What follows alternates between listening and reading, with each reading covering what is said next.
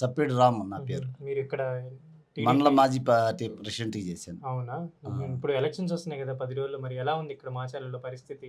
ఇక్కడ మాచర్లలో పరిస్థితి మెయిన్‌గా ముందుగా చెప్పుకోవాలంటే పోలీసు వ్యవస్థ గురించి చెప్పుకోవాల. హ్మ్. హ్మ్. చాలా దారుణంగా అంటే దారుణంగా ఉంది. హ్మ్. ఎంత దారుణంగా ఉందంటే, మొన్న ఈ మధ్య ఒక చిన్న ఒకటి జరిగింది. హ్మ్. చిన్నదేంది పెద్దదే. నా మీదనే నేను మండల పార్టీ ప్రెసిడెంట్‌గా గతంలో చేసినోడినే నేను బజార్‌లో కూర్చొనుంటే అక్కడ స్థానిక సీఏ మల్లయ్య, చిన్న మల్లయ్య హ్మ్. నా మీద వెపన్ తీశాడు. దేనికని? అంటే ఎందుకని? ఇగ రేపు ఎలక్షన్‌లో నువ్వెట్ట పార్టిసిపేట్ చేస్తావు నా కొడకా, బడకా అంట అసలు లాంగ్వేజీ దారుణమైన లాంగ్వేజ్ తోటి మాట్లాడాడు. హ్మ్. మాట్లాడి నా మీద గన్ను తీసి ఇది చేస్తే నా పక్కన ఉన్న పిల్లగాళ్ళు వీళ్ళందరూ కొంచెం అడ్డుపడబట్టి జరిగింది గాని, లేతే నా మీద చాలా ఏదో ఒకటి జరిగేదనమాట. అంటే ఇది దేనికోసం? అంటే అధికారంలో ఉన్న వాళ్ళ కోసమా? లేదంటే ఇప్పుడు ఇక్కడ ఎవరికల్లోనైనా స్థానిక శాసనసభ్యుడు పిన్నెల్లి రామకృష్ణారెడ్డి తొత్తులుగా వ్యవహరిస్తున్నారు ఇక్కడున్న పోలీసు వ్యవస్థ. హ్మ్. ముఖ్యంగా కారంపూడి మండలం గాని, దుర్గి మండలం గాని, ఇక్కడ వెల్దుర్తి మండలం గాని, హ్మ్. ఇక్కడ ఉన్న స్థానిక ఎస్ఐలు గాని, సీఏలు గాని హ్మ్. పూర్తిగా పోలీసు వ్యవస్థ పూర్తిగా వాళ్ళకి సైడే ఉంది. ఇప్పటికీ మార్పు రాలా.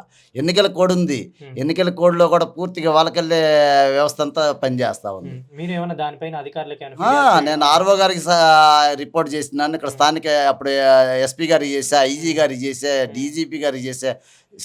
సెంట్రల్ కమిషనర్ కూడా ఇది ఎన్నికల కమిషనర్ కూడా నేను ఇది పంపించడం జరిగింది. ఏం లేదు. హ్మ్. దాని గురించి అసలు మరి పైన అధికారులకు ప్ర ప అన్ని ప్రూఫ్స్‌తో సహా పెట్టినాం. హ్మ్. అయినా కూడా దీని గురించి ఏం చర్యలు తీసుకోలేదు.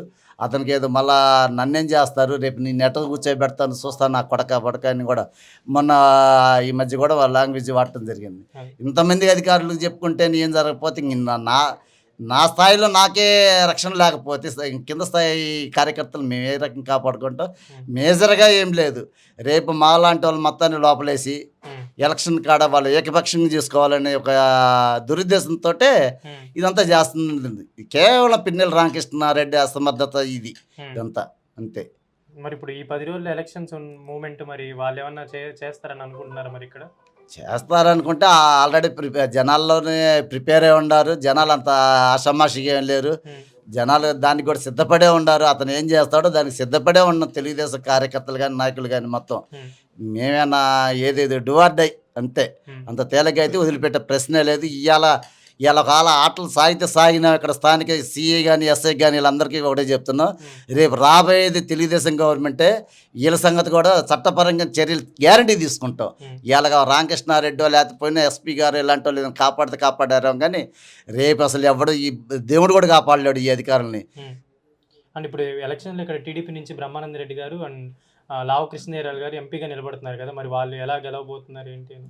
గెలిచేదేముంది ఈసారి వన్ సైడ్ హ్మ్. ఏకపక్షంగానే ఉంటది ఇక్కడ. హ్మ్. జనాల్లో వ్యతిరేకత ఉంది. పూర్తిగా వ్యతిరేకత. ఒక హామీని నెరవేర్చలేదు. అదే. ఆ!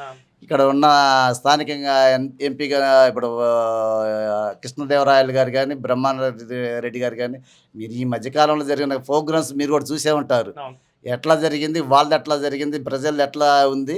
ఏకపక్షంగానే జరుగుద్ది. అదే వాళ్ళ భయం అదే పోలీసు వ్యవస్థను పెట్టుకోవటం, డబ్బులతోటి హ్మ్. రాజకీయం నడుపుదాం అనుకుంటారు. వాళ్ళ ఆటలు ఇక్కడ ఏమి సాగవు. హ్మ్. వాళ్ళ డబ్బులు గాని, వాళ్ళ అధికారం గాని దేనికి పనికిరాదు. వాళ్ళ కర్మ కాలింది. వాళ్ళ టైం ముగిసిపోయినట్టే వాళ్ళది. వాళ్ళ చరిత్ర ముగిసిపోయిందింక. సో, ఇక్కడైతే టీడీపీ అయితే భారీ మెజారిటీతో భారీ మెజార్టీతోటి గెలుస్తారు. ఇక్కడ స్థానికంగా బ్రహ్మారెడ్డి రెడ్డి గారు ఎప్పుడు లేని మెజార్టీ 30,000 పైన మెజార్టీతోటి బ్రహ్మారెడ్డి గారు గెలుస్తాడు. దగ్గర దగ్గర 1,50,000 నుంచి 2,00,000 మెజార్టీతోటి ఎంపీ గారు గెలుస్తాడు. హ్మ్. ఓకే. Thank you. ఏం పేరన్న మీ పేరు? నా పేరు మస్తాన్ జానీ. ఏం చేస్తుంటారు? నేను వర్కర్‌ని. వర్కరా? ఎట్లుంది ఈ 5 ఏళ్ళు మరి పరిపాలన జగన్ గారి పరిపాలన ఎలా ఉంది? ఈ 5 ఏళ్ల పరిపాలన హ్మ్. రాష్ట్రం ఆహ్, మంచి కష్టాల్లో ఆ! దుర్మార్గ పరిపాలన లాగుంది. హ్మ్. సరైన విధి విధానాలు లేవు. హ్మ్. ఇప్పుడు ఎలక్షన్స్ ఉన్నాయి కదా! ఇంకొక 10 రోజుల్లో మరి ఎవరు గెలుస్తారని అనుకుంటున్నారు? ఇక్కడ మాచర్లో గాని, ఎంపీ క్యాండిడేట్ గాని? మాచర్లలో ఆ! జూలకంటి బ్రహ్మారెడ్డి గెలుస్తారు బంపర్ మెజార్టీతో. ఆ! మన లావు కృష్ణదేవరాయలు ఎంపీ గారు హ్మ్. మంచి మెజార్టీతో హ్మ్. 1,00,000 పైన మెజార్టీతోటి. అవునా? బ్రహ్మారెడ్డి గారు 25,000 పైనే. హ్మ్. ఎట్టి పరిస్థితుల్లో తగ్గే ప్రశ్నే లేదు.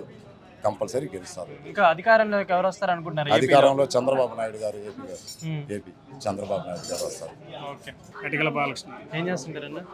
మోటార్ ఫీల్డ్ మోటార్ ఫీల్డ్ ఎట్లుంది? ఆ మోటార్ ఫీల్డ్ సగం దరిద్రంగా ఉంది. దేనికని? జగన్ ప్రభుత్వం వచ్చినాక మోటార్ ఫీల్డ్ నాశనం అయిపోయాం. మేము పుట్టి పెరిగిన తర్వాత 30 సంవత్సరాల నుంచి ఇసుక అనేది తోలకుండా చేశాడు దుర్మార్గుడు జగన్మోహన్ రెడ్డి. ట్యాక్సీ 200 రూపాయలు ఉన్న ట్యాక్సీ ఎంత కట్టాడు అనుకున్నా? 17,000 చేశాడు. ఇవాళ 22,000. నిన్న ట్యాక్సీ 22,000 వచ్చింది. ఇతను నాశనం చేసి మమ్మల్ని బస్టు పెట్టించాడు మోటార్ ఫీల్డ్ వాళ్ళని. అది ముఖ్యం. మరి ఇంకొక 10 రోజుల్లో మరి ఎలక్షన్స్ రాబోతున్నాయి. మరి జోలకంటి బొమ్మారెడ్డి గారు ఇక్కడ, మా రామకృష్ణారెడ్డి గారు ఉన్నారు. పిచ్చి పిచ్చి బీసీలను దాడులు చేసి 2-3 జాదింగి అట్లా చేశాడు అతను. జోలకంటి బొమ్మారెడ్డి గారు బ్రహ్మాండంగా వస్తాడు మెజార్టీతో. ఎంపీ క్యాండిడేట్ అంటే కృష్ణదేవరాయలు గారు 1,00,000 మెజార్టీతో గెలుస్తాడండి.